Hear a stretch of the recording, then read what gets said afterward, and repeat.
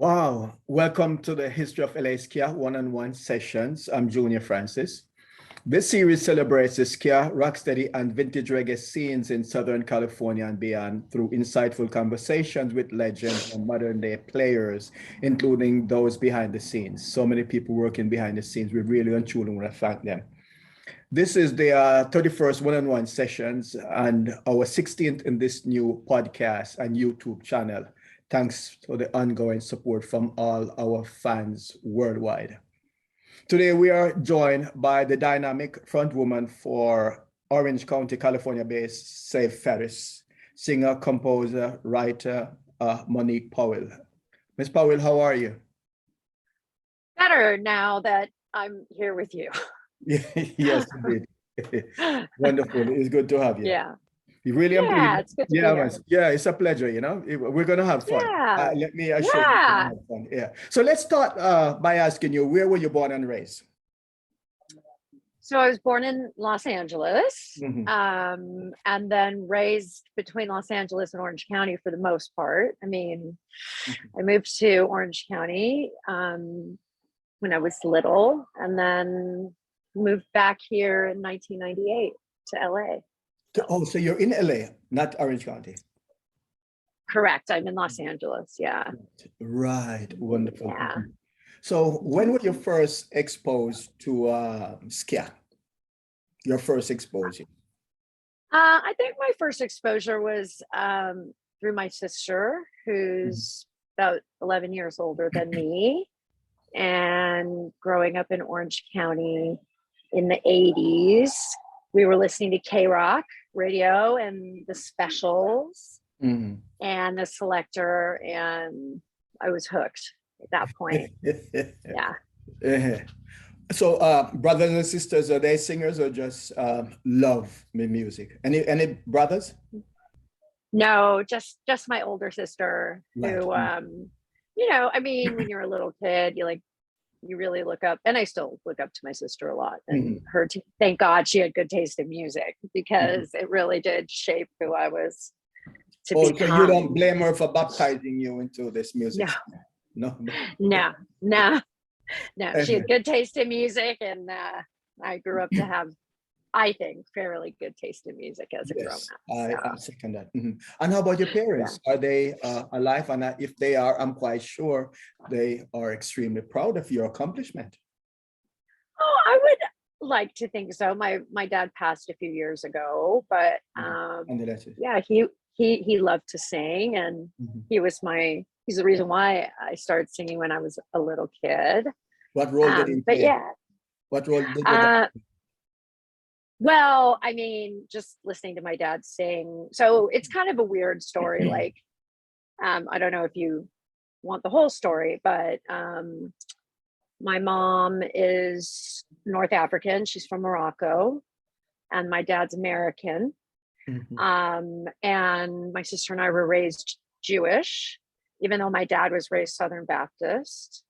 He converted to Judaism in like 1962 in Morocco, because he was stationed there as an Air Forceman. That's how they met. My mom was an interpreter, but anyway, I digress. We were raised Jewish and only Jewish, but my dad had this beautiful voice, and we grew up listening to him sing these songs to us. And then when I was studying classical music in college, I was going to different to services for different types of faiths as part of my study. And I went to a Baptist church, and I was like, I know this song, and I'm singing along. And I was like, oh my God, my dad has been singing to us about Jesus this whole time. I didn't even know until I was like 20. So, or I mean, 17, 18 actually. But so that's how I started singing, was basically through the gospel, which was kind of obscure, but like, but awesome too. And I grew up harmonizing with my dad to the radio. And so, and then I went on a different path. There you go. And your mom, we should acknowledge her as well. What has become of you? So my mom is still in Orange County. Yes. Chances are she will see this, so we won't neglect her. She'll be happy to know that. Yeah. So mom's still in Orange County, and Mhm. she is not a singer. Has she ever attended any of your concerts? Yes, many. Many. Yeah. Yeah, many. Yeah, that's right. Yeah. So you joined the Shanties, what is believed to be first all-girls group here in Southern California, the entertainment capital of the world. If I'm not Yeah. mistaken, that's how I got it. Is that the case? The first I'd like to. all-female? So yeah, my first band was an all-girl ska band called How the that came about? Tell Shanties. us. Mm. Well, I was so I had been singing for already a long time at Yeah. that point. When I Yeah. was 18, 19, I was in college, and I got really involved in the local scene. And I don't know exactly how it happened, but I ended up in this, like, I just loved ska, and so yeah, I ended up in this great all-girl ska band. We did cover songs, did like My Boy Lollipop and all these like great Yeah, yeah. classic Mhm. early ska. So Mhm. very, very traditional. And Right. And or about yeah. what time period are we talking about? So this should have been maybe 1994, maybe 90, yeah, 94, 95, maybe. Right. Yeah. Nice.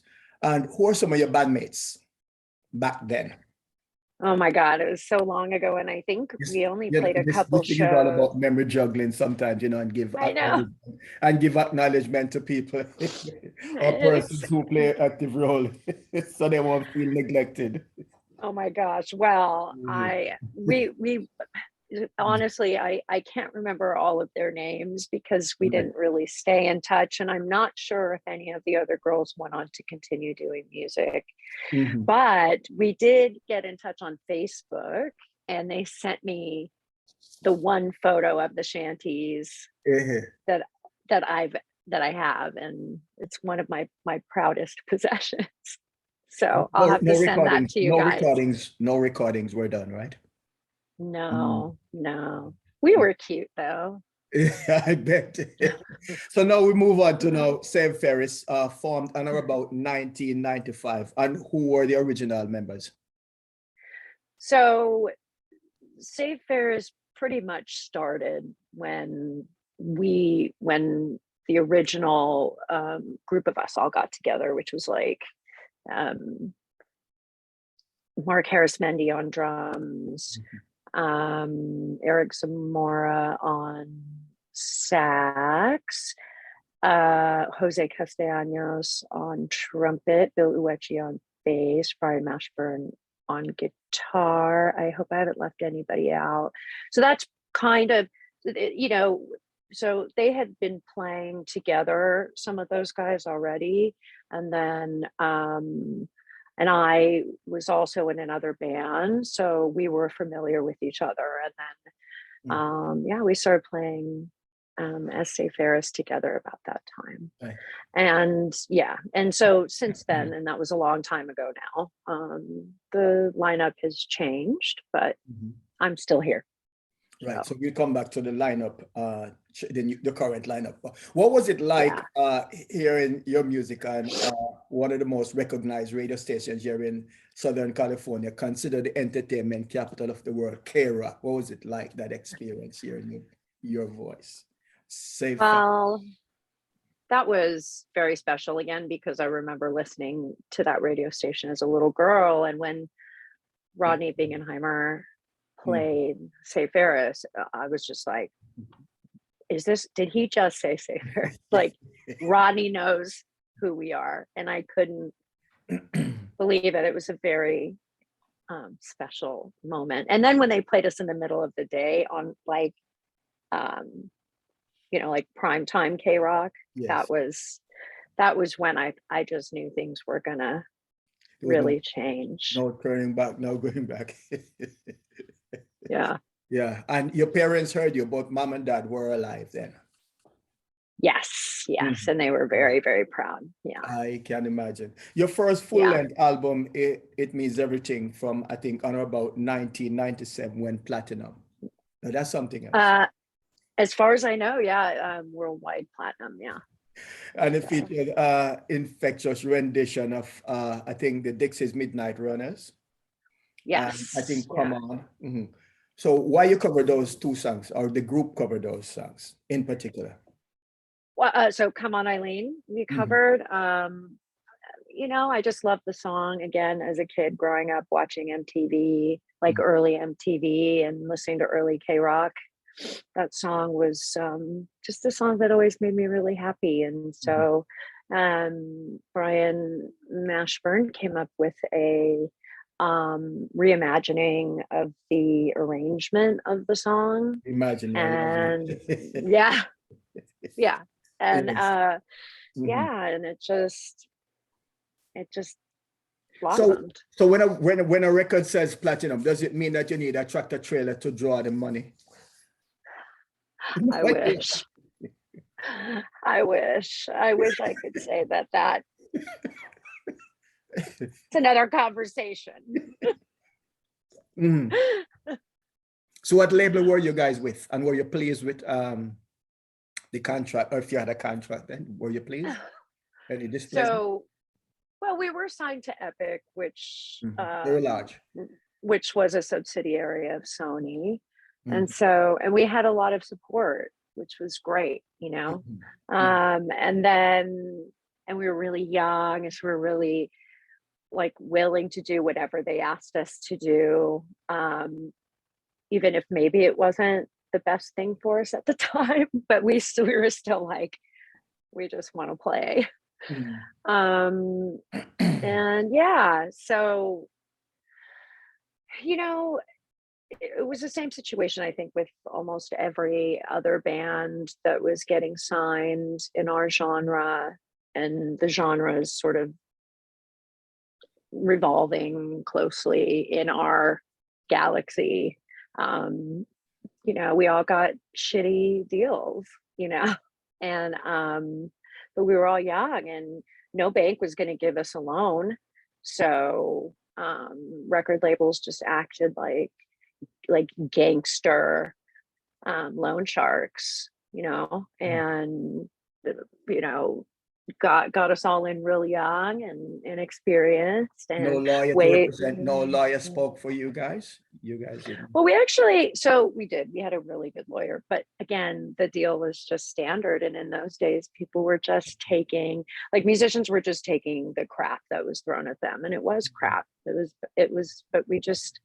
that was all there was really at the time. There wasn't really a lot of like labels who were throwing incredible deals at anybody. I mean, those were the days when George Michael and Prince were suing their labels because even they That's didn't true. own their masters, Mhm. and they realized that they had been loan sharked, and then they did these like crappy deals. So, but that was the time. I'm so glad things have changed. You Right. know, So yeah, the deals are better now, or essentially there are no record companies signing deal. We went from one extreme to, we have a lot of loan sharks, mafias signing yeah. art, exploiting them, to now you don't have record deals anymore. Is that the case? Yeah, that's pretty much it. But we are living in a time when musicians can really take their destinies into their own hands now. And and it's so funny because you know, we were making albums for hundreds of thousands of dollars in those days, right? And sometimes millions. And now you can just do an amazing sounding album for close to nothing. And it makes me go, that was a very wasteful time, I think. Like a lot of everybody else was getting rich, but the poor musicians, for the most part, were not. Um, and yeah, but it is Yeah, what it is, and yeah, I'm so grateful. it's called capitalism. I think some people understand it. That was more like gangster capitalism. Yes, of the worst. Yeah, yeah, yeah. Because I see how some Yeah. Jamaican artists are living now. Really, Yes. really, really sad, profoundly sad. I mean, and I guess that's the case all over, not Jamaican musicians, or you're not the exception, it's the standard. Yeah. No, yeah. And I mean, I don't regret any of it. You know, just we took what we were offered because that's all that was being offered, and it was either that or nothing. And it, you know, again, there's no bank that was going to loan, you know, a 19, 20-year-olds the amount of money we needed to be able to hire the producers that we needed, or the engineers that we needed to be able to care about us, really, at that time. Like I said, it was a really expensive, very wasteful time. And so being kids, we just like, you have to understand, when K-Rock started playing Say Ferris, I think we were maybe the first unsigned band in K-Rock's history to be placed on consistent rotation. And so, you know, and that was kind of like, that was a really big deal. And yeah, if you didn't have a major deal, or major record deal, closest thing to being heaven on earth at that time. Yeah, if you didn't have a major label deal, in those days, then you wouldn't get played on the radio. And if you didn't get played on the radio, then you just you couldn't tour, and you didn't. It was very, very difficult, and very highly unlikely to be able to make it. So how were you able to get your music played on K-Rock without being signed? I think right place, right time. You know, that's what I think. I mean, we were just a part of this scene that was growing, and it got some attention early on, and on our basically on our local radio station. So so you describe scene, let's stay with scene, describe the Southern California ska scene during the 90s. Was there a clear division or split between, say, the mainstream ska scene and the traditional? Or was all they were, I mean, there was some bleed, there was some carryover, some stragglers from each scene would end up at each other's shows, but for the most part, they just didn't have that much in common, to be honest. And you know, but the spirit of the like third wave ska scene in the 90s in Orange County was just very much alive, and very youthful, and very fun. No. Right. And when did the original Say Ferris break up? Well, that's hard to know. I would say maybe 2003. And then after 2003, I did not tour as Say Ferris for a while. But I did, that's when I started doing a lot of studio work and singing on other people's albums and things. Right, so the new Say Ferris was reformed or regrouped, whichever you prefer. When was that? And how long? 2013. Regroup. You decided, okay, you're gonna, singing is what you love. Complete my thought. You love singing, so you're going to come back on the road after selling a platinum record. There's no need for you to have your obituary written. You're still a young person. That's funny because I mean, I'm still wondering. I still have that obituary filed somewhere. It's like I'm ready to bring it out. So 2013. Well, what kind of, again, it's a little bit more complex than that. I got this diagnosis, and I had to have surgery, and I had some cervical spinal cord issues, and I had to have my neck rebuilt. And the type of surgery I was going to have would have made it difficult, if not unlikely, for me to sing anymore, because I would have gone through the front. But I was losing my ability to walk the right side of my body. I still have neuropathy on the right side, so I'll probably have to take medication for that for the rest of my life. But so I got this diagnosis, and then we ended up finding a doctor who was doing, at the time, this kind of more experimental type of surgery in which they go through the back to rebuild, which was riskier. And but I was like, I don't know if I'm ever gonna tour again, but like I said to my dad, because my dad was always like, when are you gonna get on stage again? And it had been like 10 years. It had been like 10 years. And I just thought, I don't think it's ever going to happen again. I don't know.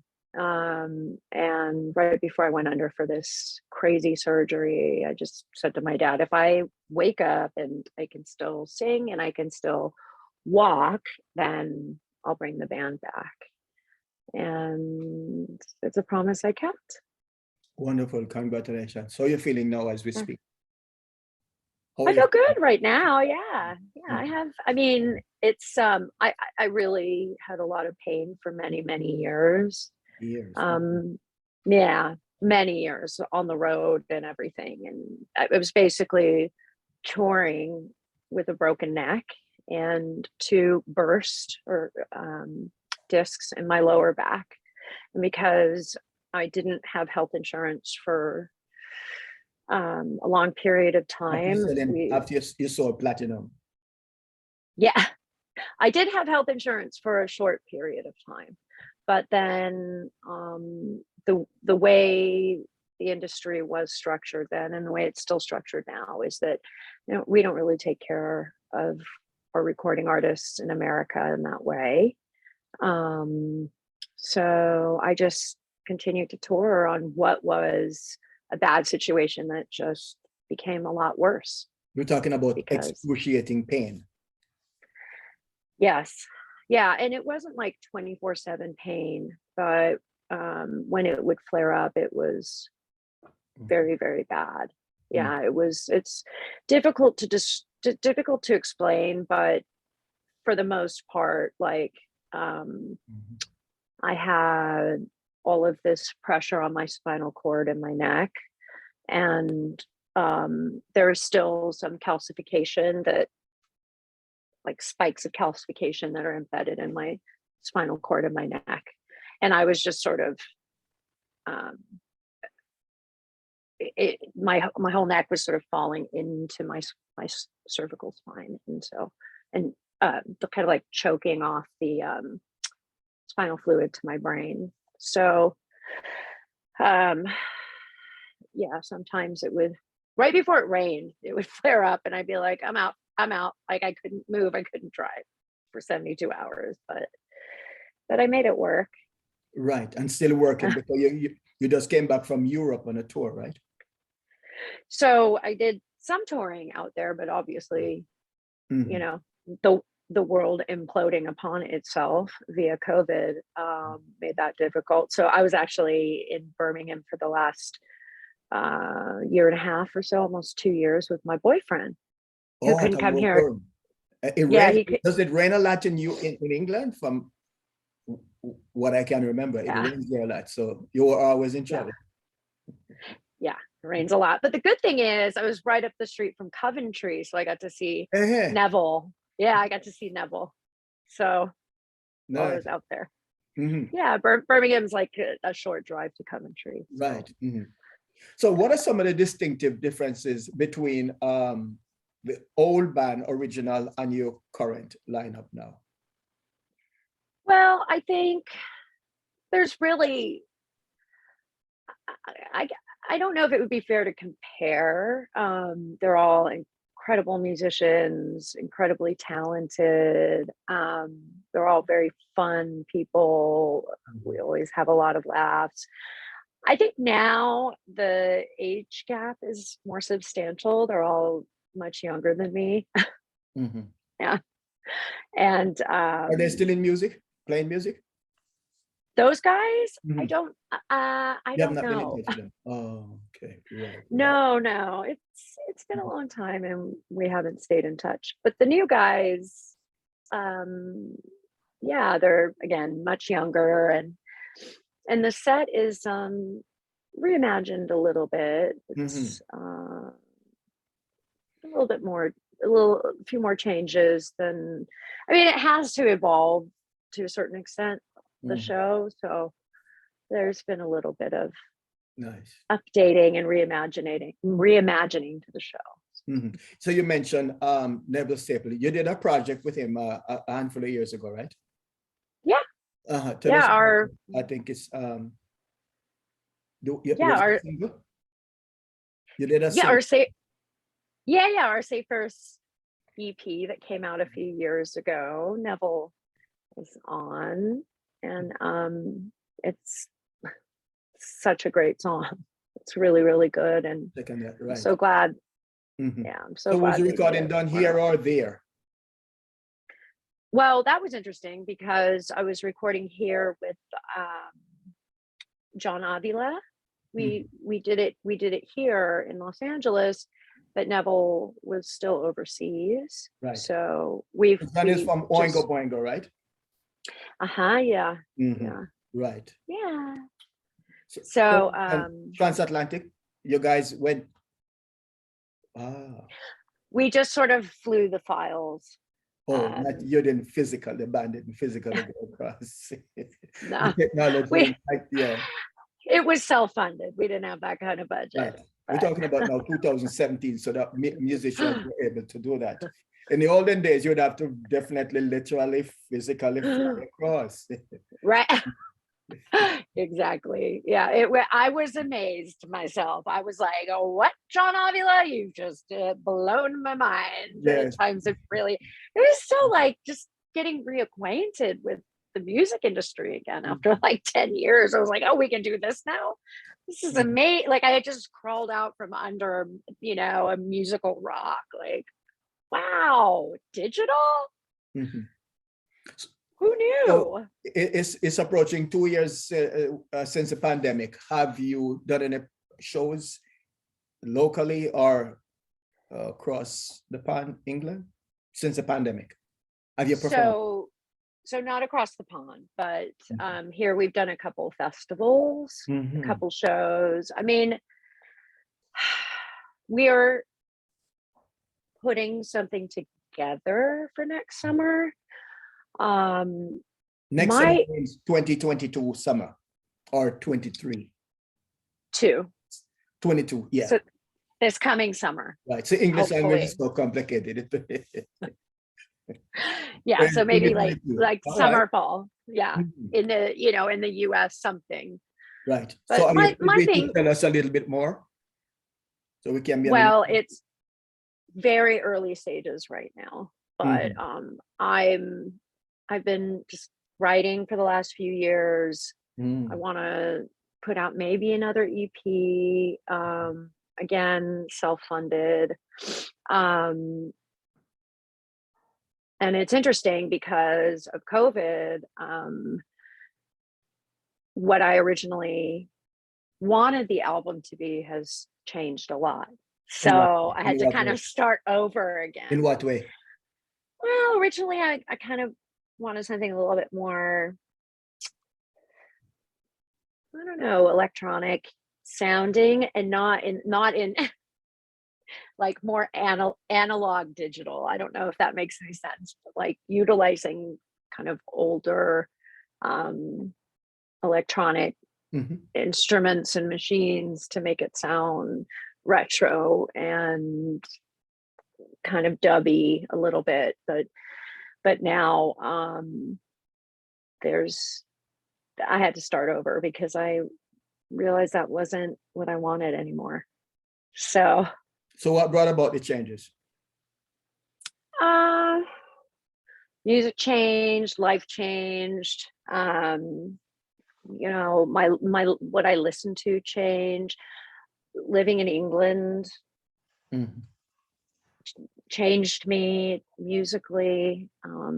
It made certain things more important than other things musically for me. And so that's it, and it's also been a challenge trying to figure out, like,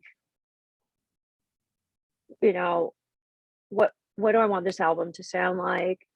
What kind of album do I want to make lyrically? I mean, say Ferris isn't going to be like changing the world anytime soon, but you don't know that you can. Yeah, I mean, that would be great, but that would definitely be a lot of responsibility on me to figure out how the world should change and where it should change to, which I don't know. All I know is what I like, and I like ska, and I love ska, and but I also love other stuff too. But also, I think that there's a purpose. Say Ferris has its own purpose and its own reason for existing. And I think it's important to provide the world with that. And if that's just, a reprieve. I sort of hear you say more while. message music as a result of the pandemic, or message orientated. Yeah. Right. Okay. Yeah. Like in the beginning, I was like, I want to make a political record. And it's like, no, Monique, you're just, you're not a kid anymore. So you don't have to write kid songs, but say Ferris is here for a reason, and it changes the world by doing what it does best, which is offering a reprieve for people for a short period of time, or maybe a long period of time, coming to a show. And I've always wanted Say Ferris to say something, and I do believe that it does have a message, but we're not a political band or anything like that. And so for me, it's just about inclusion, and it's always been about inclusion and kindness and happiness and joy and love. And it sounds really ridiculous, but coming from like the background of second generation 80s ska, inclusion has always been a really big part of it for me. So I think that's extremely well said. So we have a couple of fans questions from my good friend and our producer, Eric Kohler. So he's going to join us. Thanks so much for being here, and for your diligence and setting this up. Thank you as well. I'm so embarrassed. I'm so sorry, you guys. It's definitely been a transition. Because of the... Oh, okay. No, please. You think you're not the first to have technical difficulties, believe us. Wow, this is my God. Great. Nothing to be embarrassed about. Just to touch on one of the questions Junior asked. So how did you actually meet Neville for the first time? Oh, that's a good question. So we did Warped Tour in 2000, and I think that was when I met Neville. Okay. When the specials were on that Warped Tour. Yeah. Without Terry Hall. Okay. Right. Yeah. Right. He was living here for a while. He was living here for a long time. Because I remember seeing him at House of Blues Anaheim, but he had really bad back problems at that. I remember. Yeah. And then he moved. I don't know if you were there with me, but he had a solo band for a while. But yeah, great guy, and we're actually trying to get him. We're trying to get him on one of these interviews. That Junior and Neville talked online a little bit, but no, that's great. I'll put a good word in. Please do. Yes. No, he did express interest. He did. Yeah. Yes. We just need to follow Okay. up and make it happen. You have to always Pretty talk to Linda. He did express interest that, yeah, I want to be on the show. I say, yeah, man. Yeah, But please put the word in. that'd be great. I Love will it. for sure. To talk about some of your biggest musical influences. Well, it's that's always a difficult question because you know, I have had a lot of musical influences that have been really influential in my life. So like I was saying, you know, starting out as a kid and listening to my sister's music, it was varied, and it was diverse. And so it was like the Go-Go's and Devo and Bowie and the Specials and a Selector. Yeah. And you know, and then all of a sudden she was listening to like Depeche Mode because she was living in Europe, and Oh, wow. she'd come home and I with her cassette tapes, and like, you know, I have a funny story about being like maybe 9 years old or 10, I can't remember, but we had a in my little elementary school, we had like a talent show, and I decided that I was going to do a lip sync, and I practiced and I got all dressed up. So this had to be like 83 or something. I'm sorry. Yeah, so like probably 85, so maybe I was 10. And got all dressed up in my leotard with my matching tights, and then I put on my sister's cassette, and it's Sex Dwarf. Right. Not the most appropriate song for a 10-year-old. And I swear to God, I had no idea what that song meant. Like, I didn't know. I just knew I loved that song because it was The beat, dark right? and it was cool. And I was like, What was the reaction from the teachers and the administrators? Wow, that's great. it was either that or like Darling Nikki, which was like my other. I was like Yeah. so That is sexual. Like, great. I was so into sexual songs as a kid, and I had no idea what they meant. I was Yeah. just it was Wow. so good. I love that. That's great. And so I remember after my audition, my teacher took me aside and said, "Well, Monique." I knew that would be the next thing. Bring your parents in. Wow. She was like, "Do you know what this song means?" And I was like, "It's about dollies, and it's about little people, and it's about an imaginary place where everybody has fun." And she goes, "Well, do you have another song maybe you'd like to do? This song maybe doesn't work for us." And I was like, "Okay." And so I ended up doing Our Lips Are Sealed by the Go-Go's, which was written by Terry Hall. Right. Wow. Yes. From the Yes. special. So that was my That other is favorite so song. funny. Yeah. Oh, that's great. Does someone have that? Someone have it recorded? I'd give anything. I would love to see little Monique with all of her like That is Little a Miss great- Sunshine, Yeah. you know, Yeah. like Well, I often wonder. I have two daughters, 9 and 7. I often wonder if they understand all the lyrics that when they Right. sing along, which I didn't. I mean, I grew up a huge new wave fan in the 80s, and yeah. a lot of songs that I don't think I necessarily knew all the words, knew what it meant. Yeah.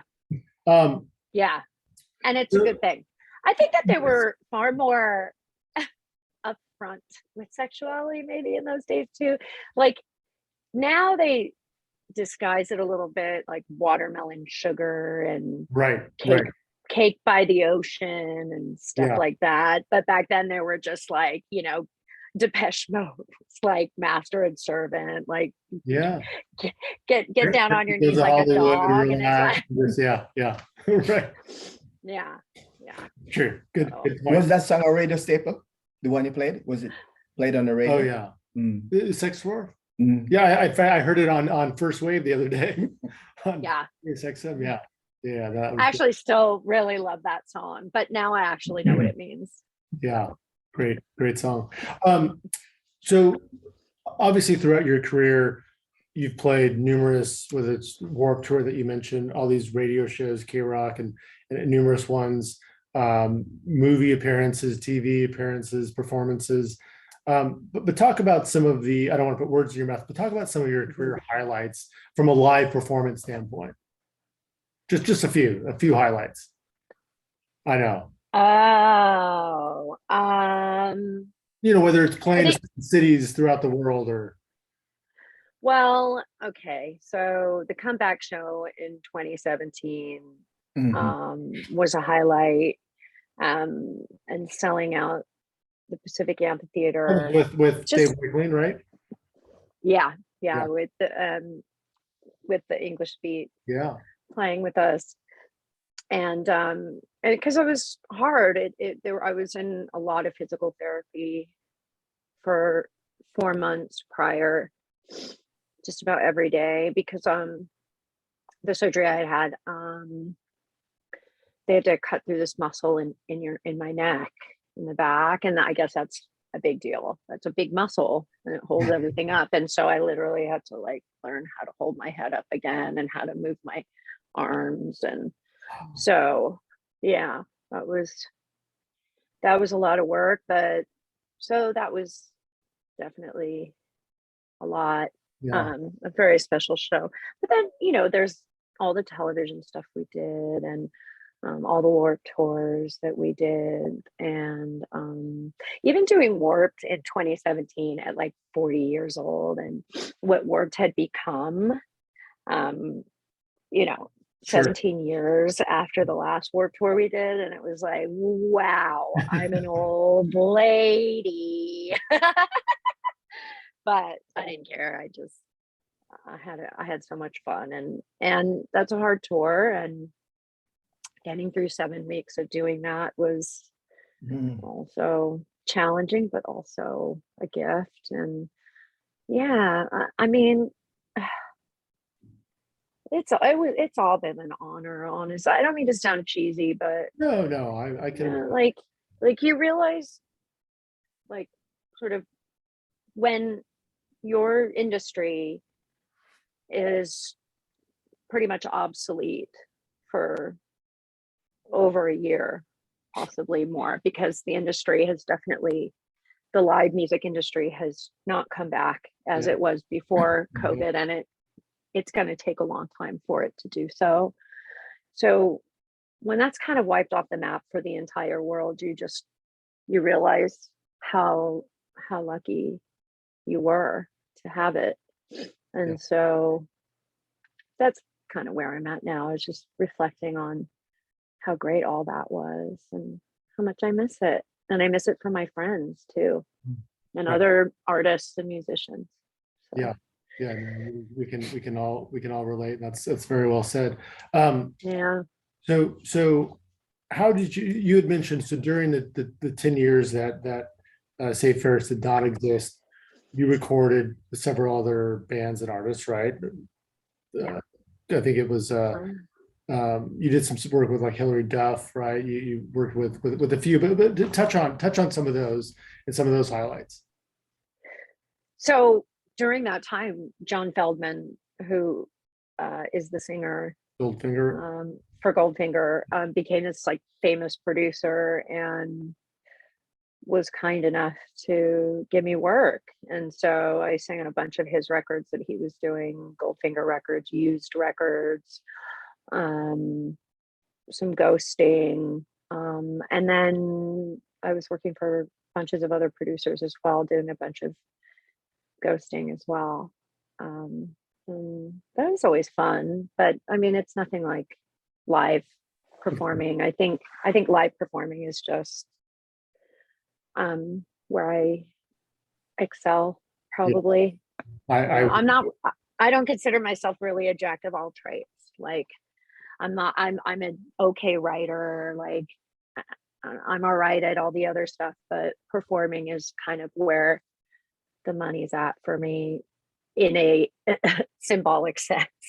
Well, I also feel that it's very obvious. I mean, I've seen you perform numerous times, and you have fun on stage. It's quite a lively set.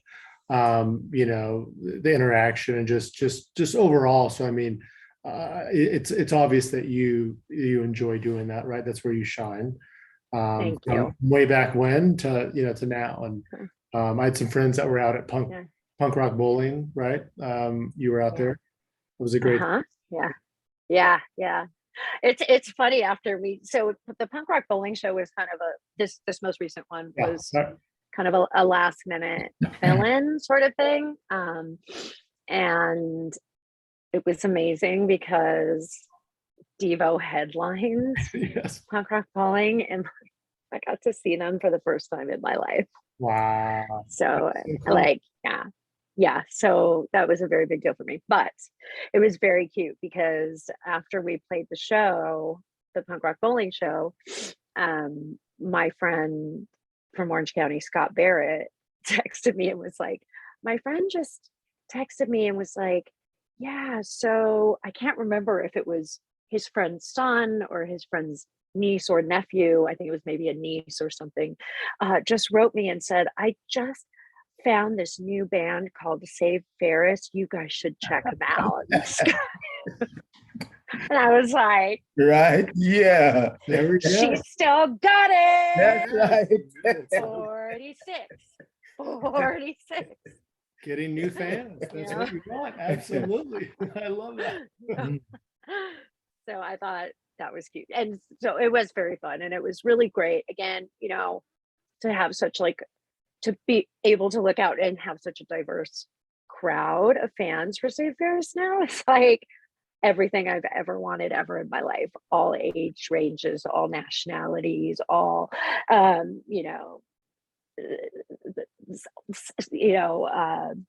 do you call it?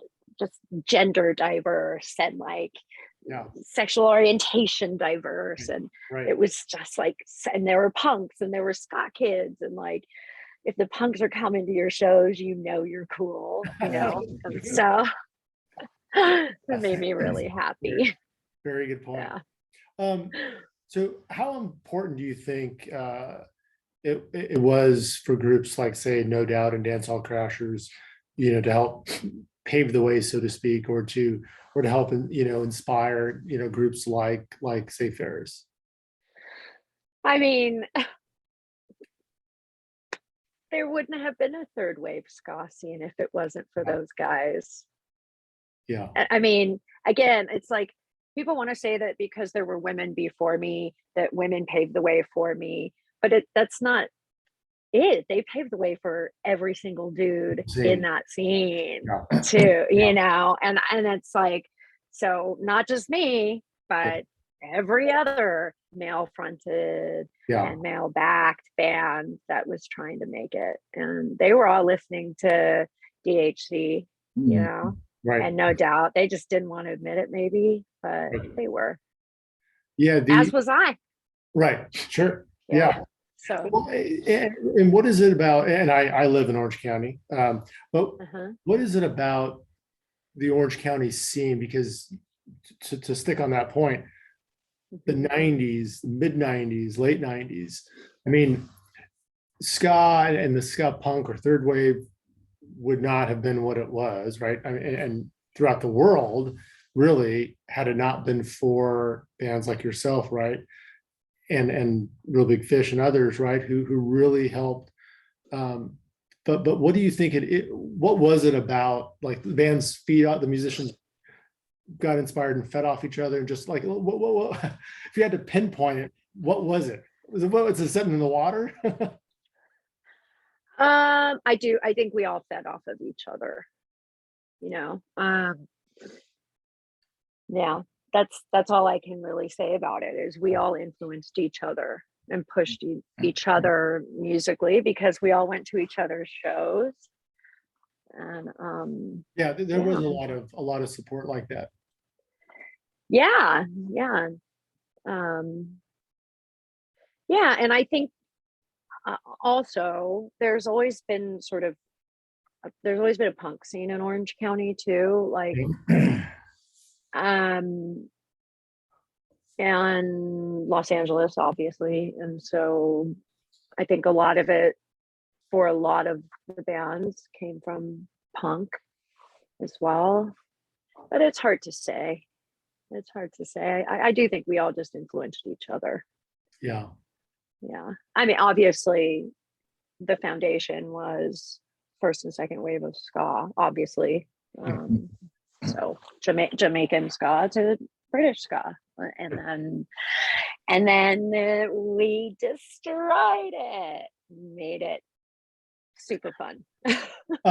Going back to one of Junior's first questions, the shanties, and I know that it was a short-lived group, but you recall some of the other, because I think the shanties played in more of the traditional scene. Do you recall a few of the other bands that were around back then that you might have played with? I know, I'm asking you to jog your memory. That's hard. Okay. I just remember us playing some very small shows. And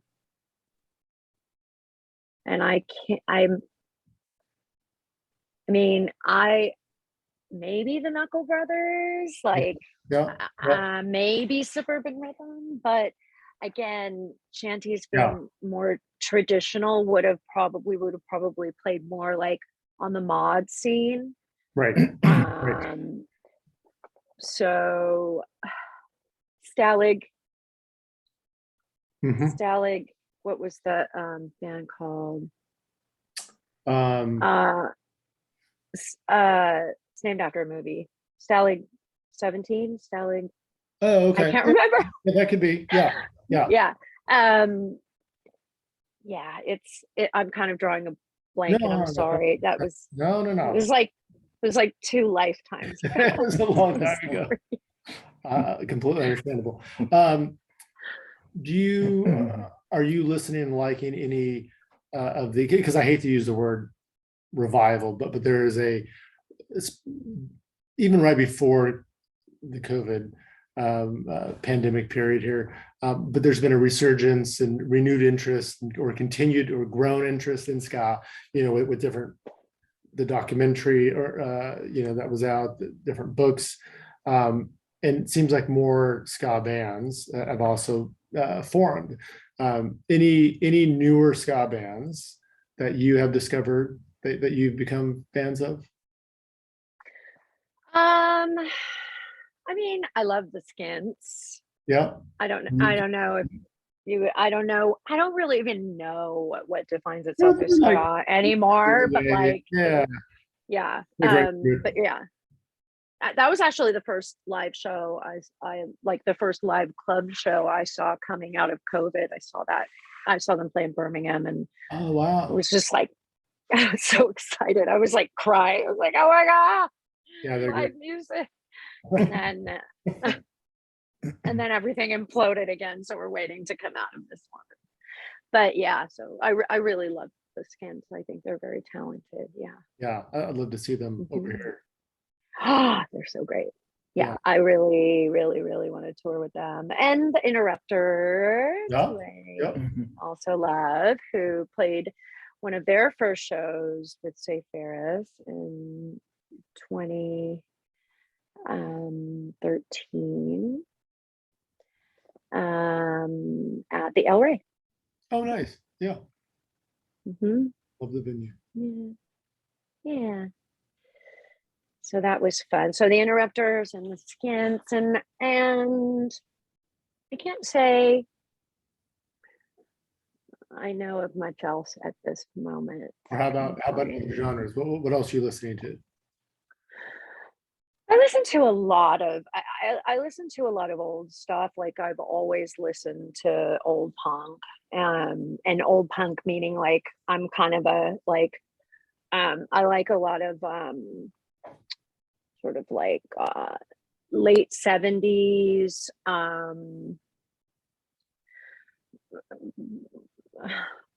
British lo-fi punk kind of stuff, lots of like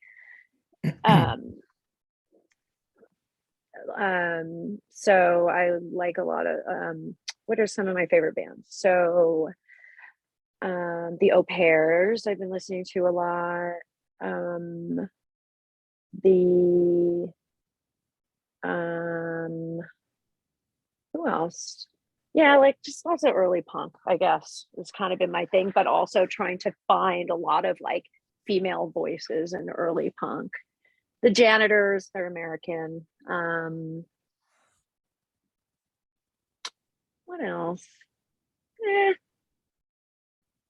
I'll send you guys a list. There's Cool. tons. Oh, we love I that. have like, yeah. I was, yeah. Before COVID, I was doing some DJing, and it was kind of my chosen niche because I'm a little bit of a nerd for a little bit more obscure recordings of early punk or punk-ish Turntable or stuff. computer? So. Turntable or computer? When you were DJing? Oh, I wish I could do turntable.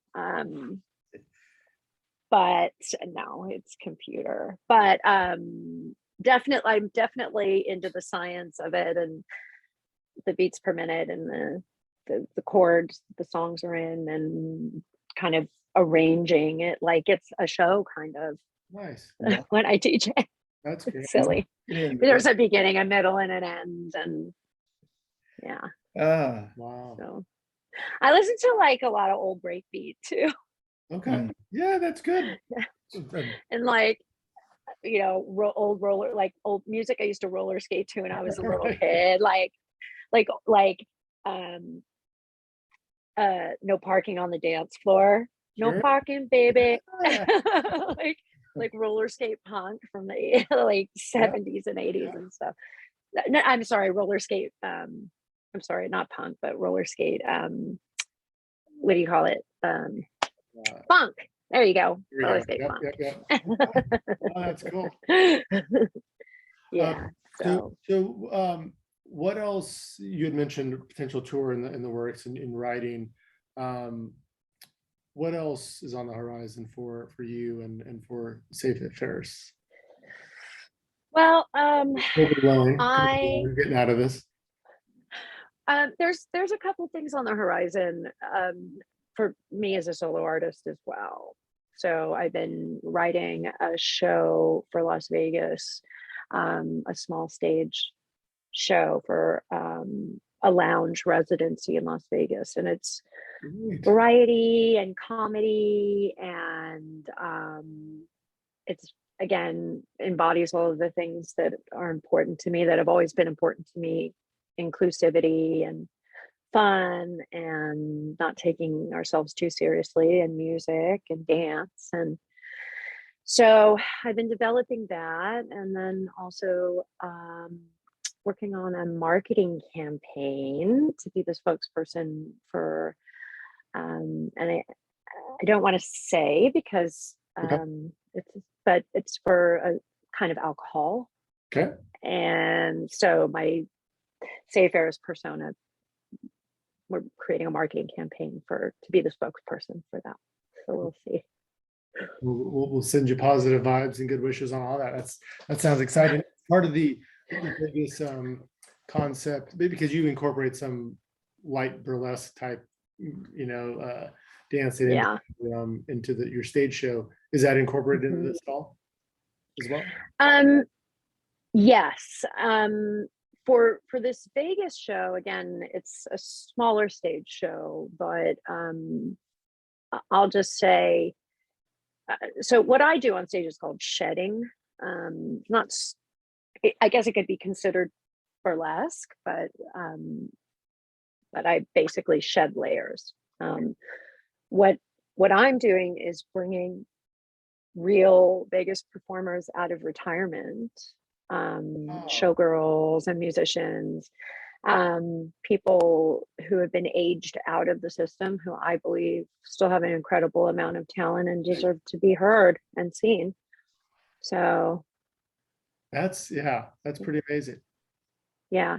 So again, so the talent is going to be very Um,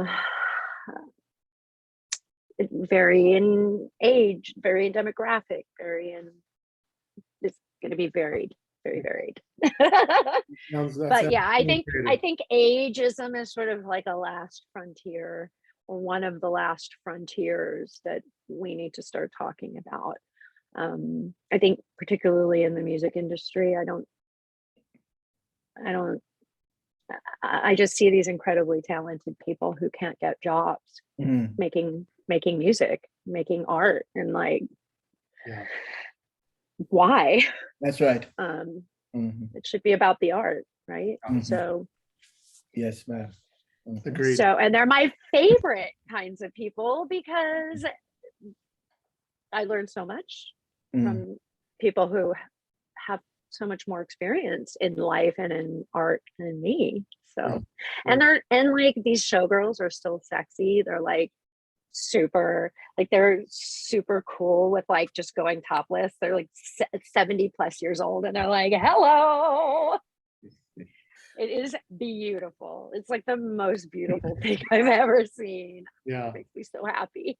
Well, good luck with that. That's great. And how is that going to working with Ferris?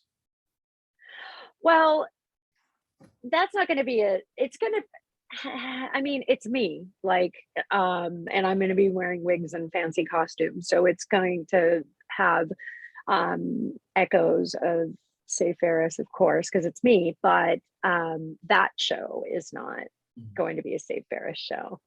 But like I said, I've been writing, and hopefully we'll have an EP released for a summer tour. Nice. We'll see. 2022. Wishing you the best on that. Thank you. I mean, believe me, we would have been out there earlier, but Omicron really hurt us. And prior to that, there were some big shows where things went south quickly, and it kind of scared the industry for all of us. So we had to, a lot of bands had to pull tours and stuff like that. So I don't want to do that to people. Like, I don't want to sell all these tickets and then have to cancel, and then a year later people are still holding on to their tickets, like, what the fuck? So I want to do it, and I just want to do it. Right. Very good. I have one last question. I was not able to make that festival because I had conflict, but I know people who went. Talk about your experience at Back to the Beach, which was kind of like the mega ska festival a few years back that you performed. Oh, the Back to the Beach. Okay. Back to the Beach.